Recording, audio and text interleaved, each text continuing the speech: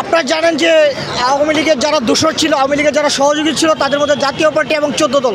আমাদের আজকের কর্মসূচি ছিল যে আমাদের পার্টি অফিসের সামনে বিকাল 4টায় যে আওয়ামী লীগের সহযোগী ফ্যাসিস্টদের রাজনীতি নিষিদ্ধ এবং তাদের নিবন্ধন বাতিলের দাবিতে বিক্ষোভ মিছিল।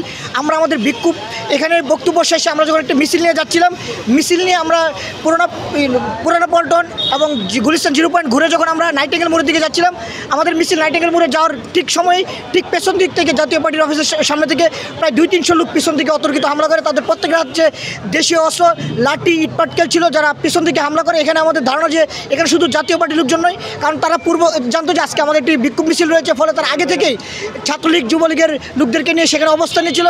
পরে তারা পরিকল্পিতভাবে আমাদের মিছিলের উপর হামলা করে এবং সেই হামলায় আমাদের প্রায় 15 থেকে 20 জন নেতাকর্মী আহত হয়। পরবর্তীতে আমরা পাল্টা প্রতিরোধ গড়ে তুলে তারা অনেকেই সেখান থেকে পিছু উঠতে বাধ্য হয়।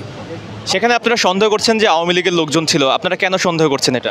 কারণ এখানে যেভাবে তারা মারমুখী ছিল, জাতীয় পার্টিতে এত সাহস নেই, কারণ তারা তো আওয়ামী লীগের দোষর, তারা তো ভয় আছে।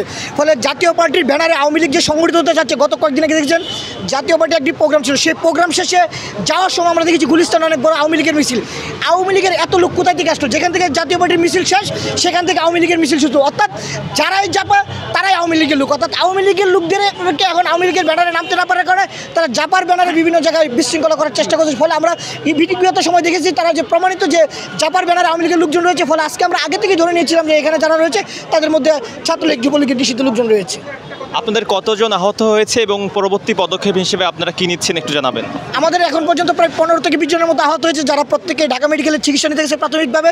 আমরা তারা চিকিৎসা নেওয়া শেষ করলে বা পরবর্তী আমরা জানতে পারবো তাদের শারীরিক অবস্থা। এবং এই হামলার প্রতিবাদে আমাদের রাত 8:30টায় আমাদের এখানে মশাল মিছিল 7:30টায় মশাল মিছিল রয়েছে এবং আমরা এখান থেকে সংবাদ সম্মেলনের মাধ্যমে আমাদের আজকের বিস্তারিত গড়ে তুলব। ধন্যবাদ।